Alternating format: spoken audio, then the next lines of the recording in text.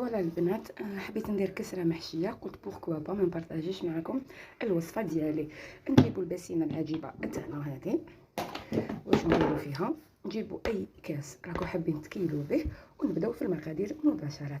عندي الكاس الاول تاع الدقيق يكون رطب، نزيدوا الكاس الثاني، الكاس الثالث والكاس الرابع. رايحه ندير كاس ونص تاع الفارينه. عندي مغرف تاع السكر، نفس المغرفه خميره الخبز. عندي الملح، نزيدو عليهم ساشي تاع لاليزو شيميك. نخلط بيان هاد النواشف هكا بهاد الطريقه. عندي نص كاس تاع زيت، انا درت زيت الزيتون، نتوما تقدروا ديروا زيت عادي. ما عنديش الزيت نورمال، الوغ درت زيت الزيتون. فوالا نبسس الخليط هذا تري بيان ونجمعو بالماء دافي. شوفوا العجينه اللي تحصلت عليها تكون طريه.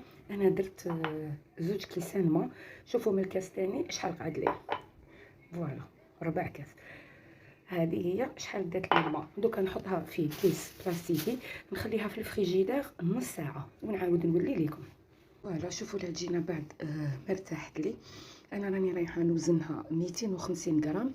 ندير هذه بول، نخليها تريح ماكسيموم 20 دقيقه ونبداو نشكلوها مع بعض. هنا عندي حشو بسيط، عندي تشكتشوكه يعني اسهل هكذا ما كاش. كان عندي شويه بولي تاع البارح ايا زدتو فيها. هنا عندي شويه فرomاج بلون. دوك نبداو في طريقه التحضير مع بعض.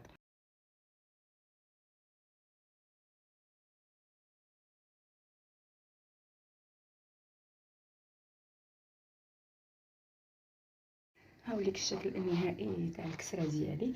فوالا شوفوا كاش جات لداخل، راهي مازالها سخونه. نسيي نقرب لكم.